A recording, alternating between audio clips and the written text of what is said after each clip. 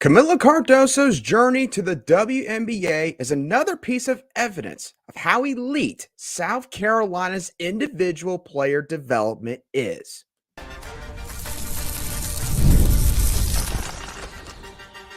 You are Locked On Gamecocks, your daily podcast on the South Carolina Gamecocks, part of the Locked On Podcast Network, your team every day. Hello, Gamecock Nation, and welcome back to the Locked On Gamecocks podcast. I'm Andrew Lyon, the host of this podcast, and also a staff writer for Gamecock Digest over on Fan Nation. Thank y'all so much for making the Locked On Gamecocks podcast your first listen or watch for your team here today. We are free and available both on YouTube and wherever you get your audio podcasts daily. Today's episode is brought to you by FanDuel. Make every moment more right now as new customers can get $150 in bonus bets guaranteed. That's $150 win or lose. Visit FanDuel.com/lockedon to get started. Let's start off this show by giving a congratulations to South Carolina's star center in Kamilla Cardoso, who just about 10-15 minutes ago was drafted number 3 overall to the Chicago Sky. Kamilla Cardoso, just some facts for y'all real quick. She becomes just the 4th front court player in program history, as far as I know, to be drafted in the top 4 picks of her respective draft class. The other players that I'm talking about, of course, are former number 1 overall picks Asia Wilson and Leah Boston, and I believe Alana Coates, who was drafted back in 2017, and I believe was number 2 overall pick. So actually top 3 picks instead of top 4. But to get into what this does for South Carolina's women's basketball program specifically, Kamilla Cardoso's journey to the WNBA is yet another example of just how elite South Carolina's individual player development is in their women's basketball program. And when we talk about development at South Carolina, what's the main thing we all think about? We think about how Dawn Staley in this program, they recruit kids out of the high school ranks. They basically stack up their roster with freshmen, sophomores, juniors, seniors, and they basically say, you're going to come here and you're not going to be handed anything. Whether you were the number 1 overall recruit or the number 49 overall recruit, no matter what you were coming out of high school, you have to earn everything that you get. And if you can't handle it, well, there's the door. You can transfer out now these days without any repercussions and go anywhere else you want to. Some players can't handle that. A lot of players, though, are able to. And when they see the vision that Dawn Staley and her staff have for them, then they are more willing to buy in. And it's a lot easier, obviously, when you're South Carolina and you have evidence to point to over a several-year span that shows all these players moving on to the professional ranks. So why is it that Cardoso's story is different? Well, Cardoso's story is different because she did not come here straight out of high school. Kamilla Cardoso actually went to Syracuse for her freshman campaign before she entered the portal that offseason and eventually transferred to South Carolina. And the thing is, Cardoso had a fantastic freshman season with the Orange. She was the ACC Co-Defensive Player of the Year, the ACC Freshman Player of the Year. She was named to the All-ACC first team after the season. She also was named to the all-defensive team and obviously all-freshman team, which you can tell based on the other individual awards she earned. The point is, she was one of the best players in a Power 5 conference after her first year, was getting starter minutes every single game. And Kamilla Cardoso turned around and decided to leave all of that and go to South Carolina, where she knew going into this that she was not going to be starting immediately. As a matter of fact, she was going to have to wait, likely, a very long while before she got a chance to be a starter once again. She sat behind only one of the best players in the sport over the past 10 years, I would say, in Leah Boston, who won a national championship, went to multiple Final Fours, was a National Player of the Year her junior year, and again, wound up eventually becoming the number 1 overall pick in the 2023 WNBA Draft. And listen, I'm not trying to overgeneralize college students in these situations. I'm not trying to, but this is going to come off that way no matter what I say. What I'm going to get at with this point is a lot of other players who were in Cardoso's shoes, if they were in her situation and they had everything they had going for them their first year, how many of them would actually decide to make the same call, to leave what they had, which again, starter minutes, all these individual accolades, you can dominate this Power 5 conference for the next 5, 6, 7 years. How many kids would leave that situation to go to a program like South Carolina that was already proven, where again, you're going to join a program where the head coach has a strong emphasis on earning everything you get. And a lot of head coaches love to talk about it, but some coaches, admittedly behind closed doors, they're not quite like that. That's not the case with Dawn Staley, okay? You could see why maybe in other programs, Mylesia Fulwiley would have started plenty of games this past season because of everything that she brings, the national exposure, obviously, that comes with it, and her play style. Dawn Staley doesn't do that kind of stuff, though. And so for Kamilla Cardoso, obviously, it's fantastic for her that she's going on to the WNBA. She's realizing her dream of becoming a professional women's basketball player. But South Carolina now, they can add to their recruiting pitch going forward, because not only can they now tout 4-year high school to college development, they now also can throw that out to more transfer portal players who might be worried about, let's be honest, getting really 1 year to show what they can do in this basketball program. And honestly, that's what Kamilla Cardoso got. Because again, she came here, she didn't start at all her sophomore or junior year. And then she has one final year in the 2023-24 season. This is it.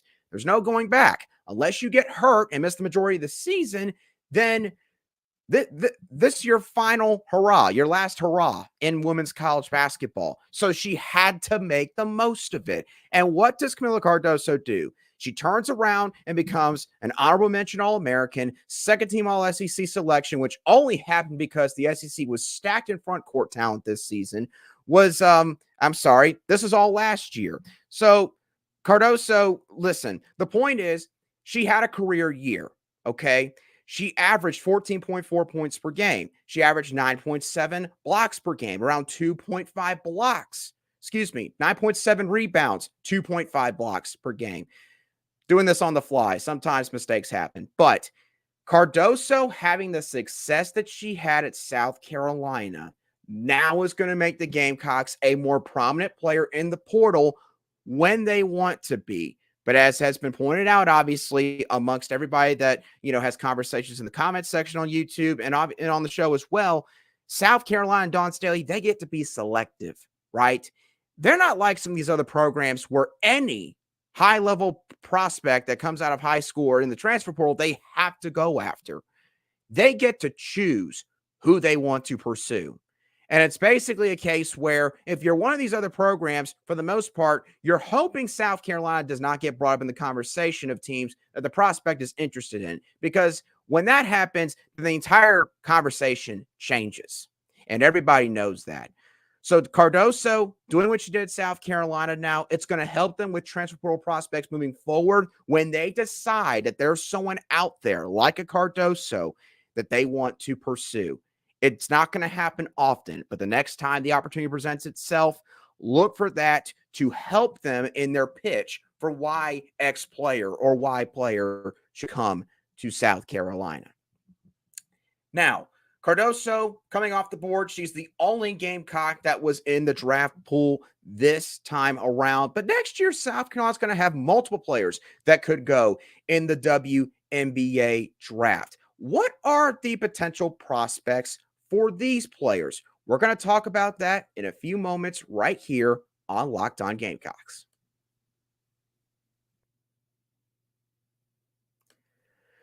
Today's show is brought to you by FanDuel. It's playoff time in the NBA and NHL. Baseball's in full swing, and FanDuel is your place to bet on every game. Right now, new customers can get $150 in bonus bets guaranteed when you place a bet. That's $150, win or lose. Been talking a lot about the NBA playoffs as of late.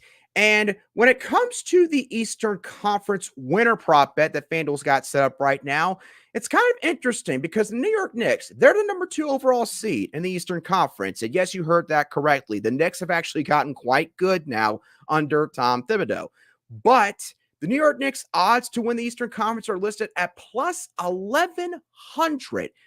That is 4th out of the top 6 teams that they've got on FanDuel right now. So if you're a big Knicks fan, you're a big believer in Jalen Brunson, you love defense, which the Knicks are a really good defensive team, might be a prop bet for you to look at. So what are you waiting for? Visit FanDuel.com/lockedon and make your first bet an automatic win with FanDuel, America's #1 sportsbook.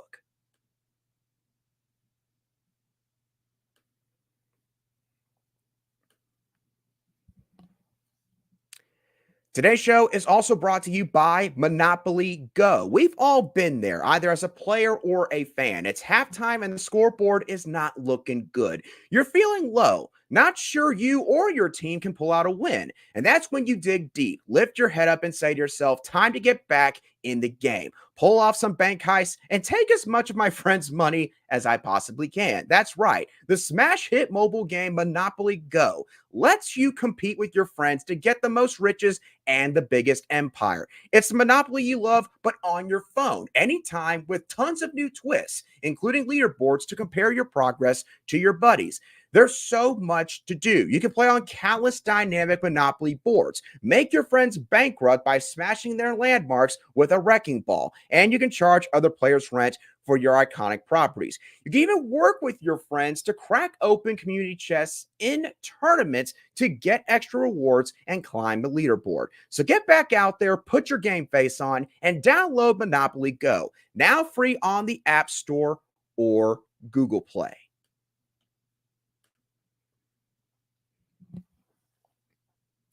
Welcome back to this Monday edition of the Locked On Gamecocks podcast, where we cover your South Carolina Gamecocks every single day. And as always, a big thank you to each and every one of you everydayers that make the that makes the Locked On Gamecocks podcast your daily listen, wherever you get your audio podcast daily, or your first watch on YouTube.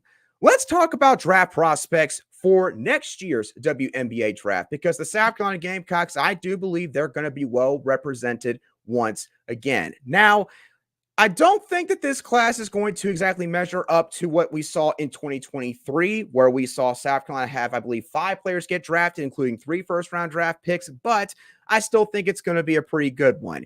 In my opinion, the top draft prospect that's currently on this team for next year's class will be Te-Hina Paopao. And the most obvious reason why is because Te-Hina Paopao, I mean, there's no better sharpshooter in women's college basketball in terms of shooting percentage over the volume of shots that they take than Te-Hina Paopao. Te-Hina, obviously, coming back for a 5th season. It's a big deal for South Carolina. We've talked about this before already. The entire Gamecock backcourt is going to be returning, including her, Raven Johnson, Mylasia Fulwiley, obviously, along with a Tessa Johnson. Paopao, with her three-point shooting ability, she is going to be coveted by many WNBA franchises. The only thing that might hold Te-Hina Paopao back in terms of her ceiling of where she could be selected is probably her injury history, and more so what the injuries have done to her. Obviously, when you have enough serious injuries in your lower body, particularly with your knees, you know, it can admittedly take an extra gear away from you. And Paopao, look, I will say offensively, I don't think she gets enough credit for how savvy she is. Paopao's not just a three-point shooter. She is a combo guard. She can handle taking the ball up the floor. She does not take many risks. She's smart with where she goes with the basketball when she is orchestrating the team's offense.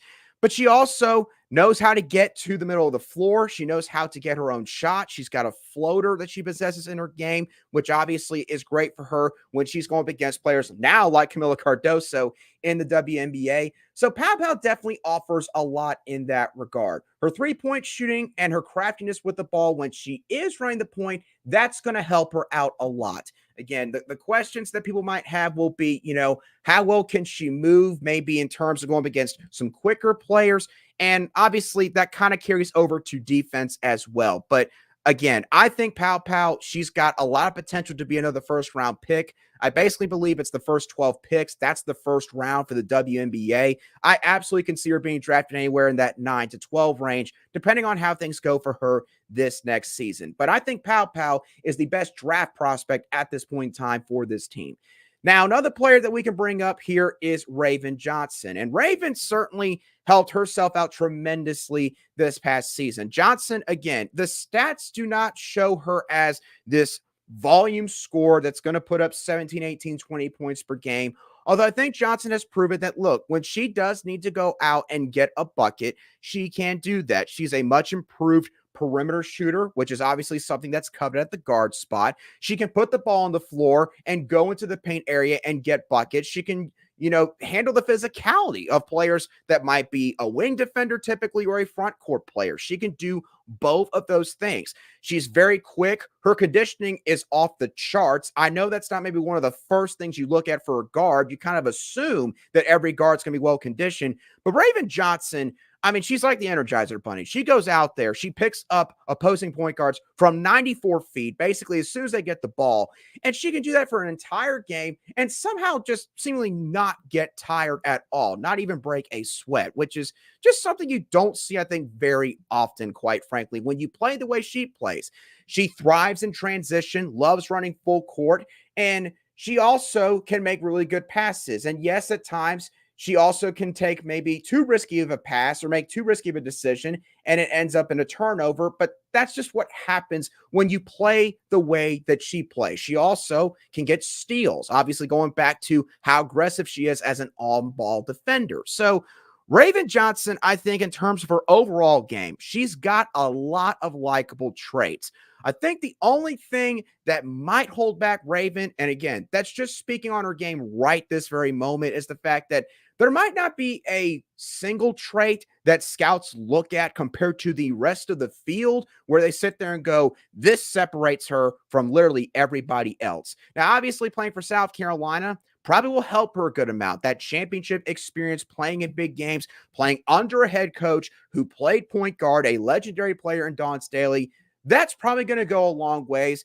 So I would say that Raven, just by a spot or two, is behind Tahina Pow Pow as far as her draft ceiling is concerned. I could absolutely see her sneaking in late in the first round, but more than likely, I think that at this very moment, she would be an early second round pick in the 2025 WNBA draft. And then the last player that I'm going to talk about real quick is Bree Hall. Now, Bree is kind of your prototypical 3-and-D wing player. Bree obviously was really good at the three-point line this past year, shooting over 40% for the majority of the season, I believe finishing in the high 30s. The thing about Bree Hall is, in terms of offensive creativity, might not say that she quite jumps into that realm. The way that she scores her points, it's kind of through conventional methods, if that makes sense. So she's not going to do some sort of sidestep, step back, fadeaway three-point shot like a Caitlin Clark. And when she does try to drive to the paint, she's not going to usually try to go to the basket. When she has, admittedly, sometimes she can get a little bit maybe stubborn in terms of just going right at a front court defender. But Bree can score in a couple different ways. And then obviously, I think defensively, she cannot be overlooked in that regard. Bree might not be quite on the same level as the former Bree Beal, who played that three spot for many years. But I would say that Bree Hall, she absolutely can hang with most players simply because of the length that she offers, and she's quite quick. So I think that for Bree Hall, maybe expanding her offensive game, that might be something that scouts look for her to do this next season.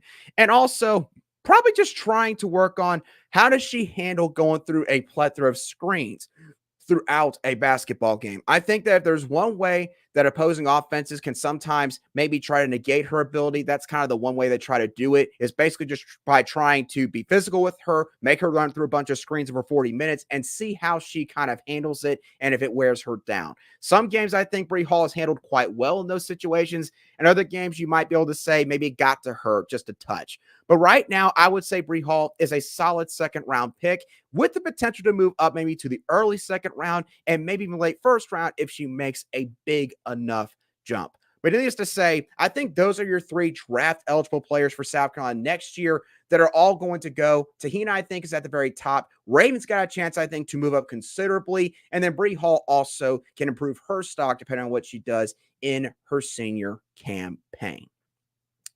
Now, before we get off for the night, I want to talk a little bit about recruiting. We're going to talk about some football recruiting, which unfortunately is going to lead to some bad news, but also some pretty positive developments on the men's basketball side. We'll talk about that in a couple moments right here on Locked On Gamecocks.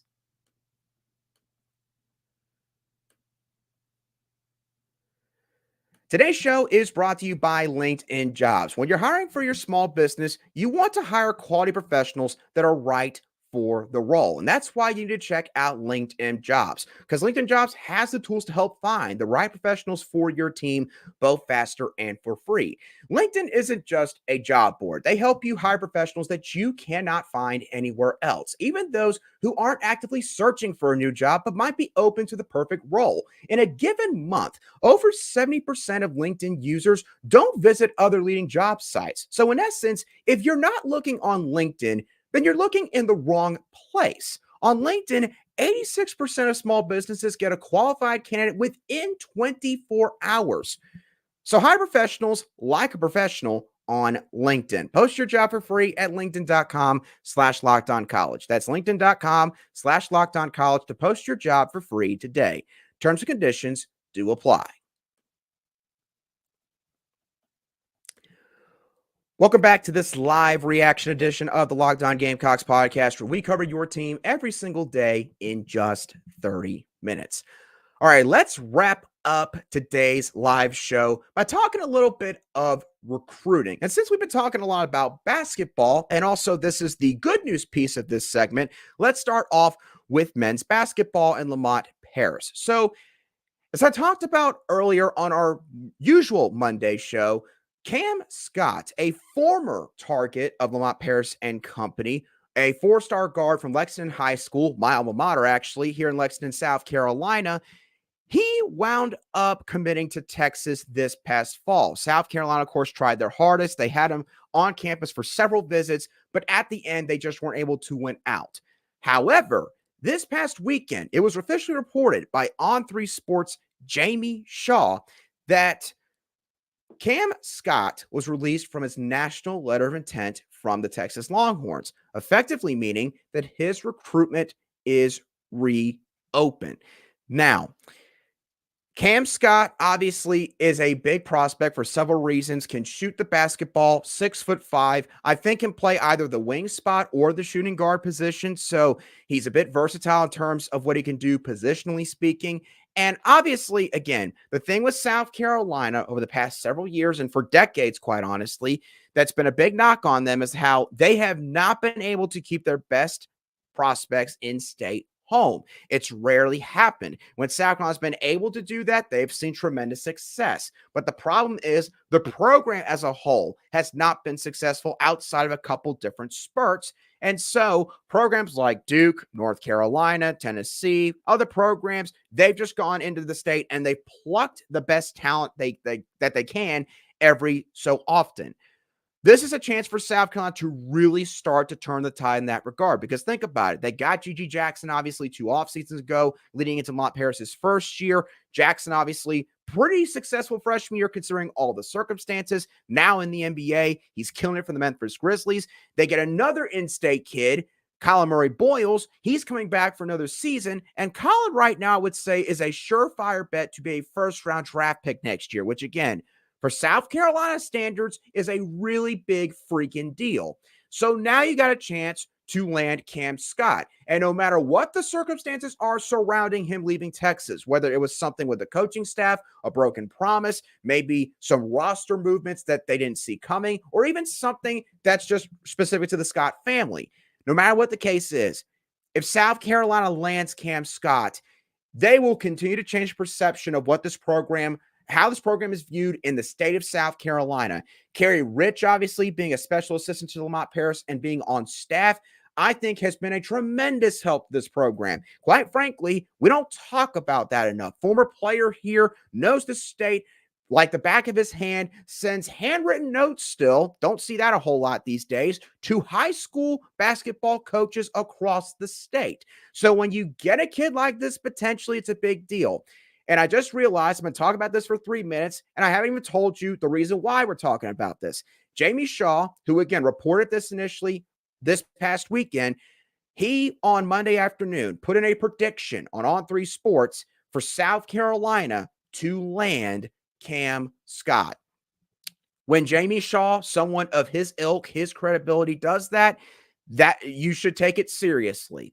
So my point is, it seems like the wheels are turning, and it seems like this very well could happen. So again, as I mentioned on a regular Monday show, keep an eye out, because who knows? News could break tomorrow. It could break Wednesday, Thursday, anytime later this week. So have your Twitter notifications on or X notifications on for Cam Scott.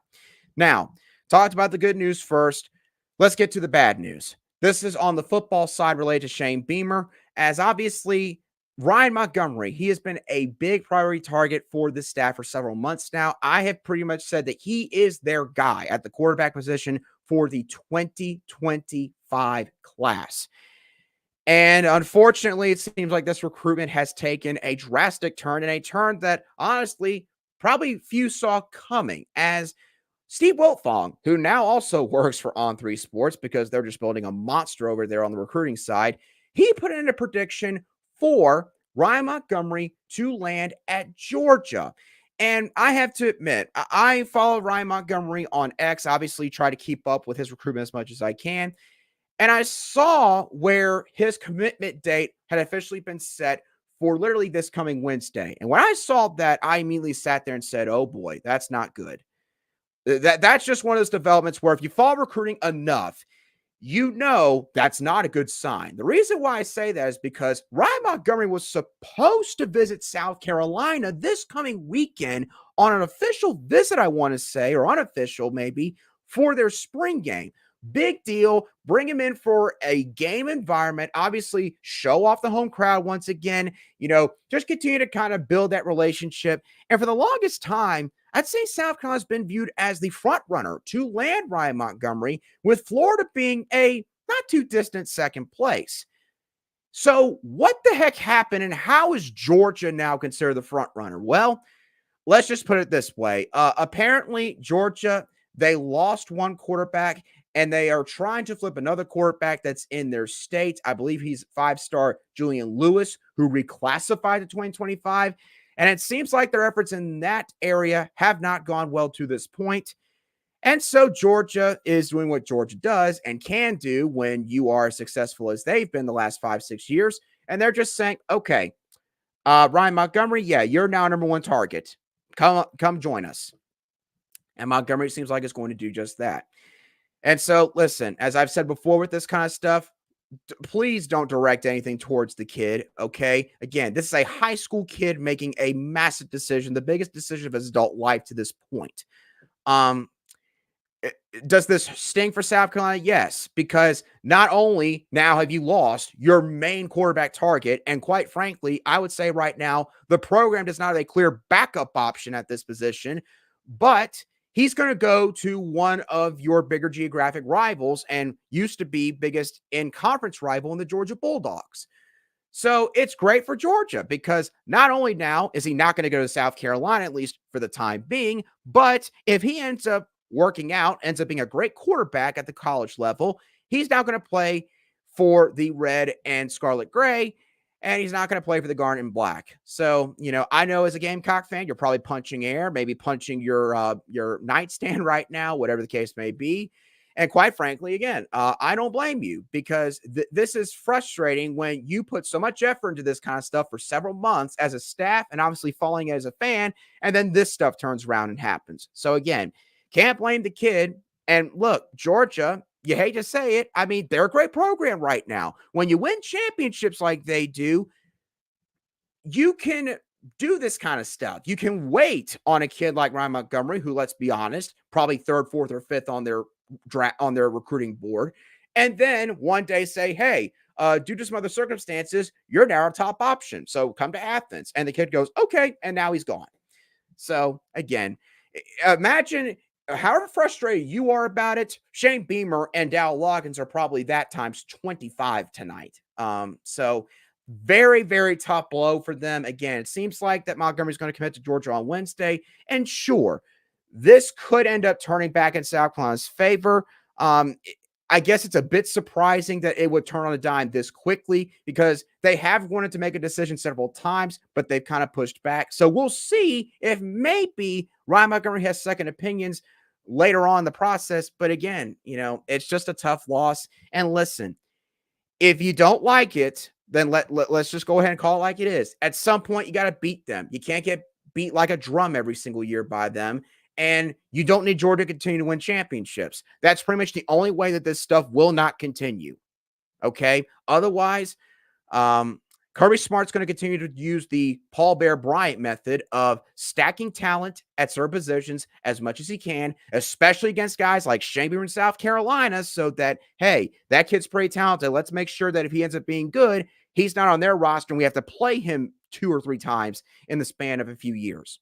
So, very, very tough loss. We'll see, obviously, if things can change and what Dow Loggins' contingency plan is after losing out on Ryan Montgomery, at least for the time being. With that being said, that's going to do it for this live reaction edition of the Locked On Gamecocks podcast. Hope that y'all thoroughly enjoyed this show. As always, give me your thoughts on Kamilla Cardoso. Obviously, how happy you are for her. What do you think this does as far as Dawn Staley's development pitch is concerned for future transfer portal targets? What are your thoughts on South Carolina's draft prospects for next year for Tina Pow, Raven Johnson, and Bree Hall? And lastly, what are your thoughts on the recent developments for Cam Scott in men's basketball and regarding Ryan Montgomery on the football side? Let me know your thoughts down below in the comments section if you watch today's show on YouTube, or you can shoot me a direct message on X at @ALion_SC if you listen to today's show on an audio podcast app. But as always, thank you so much for tuning in. Have a great rest of your Monday night, and I'll be sure to catch y'all on the next show of the, of the Locked On Gamecocks podcast.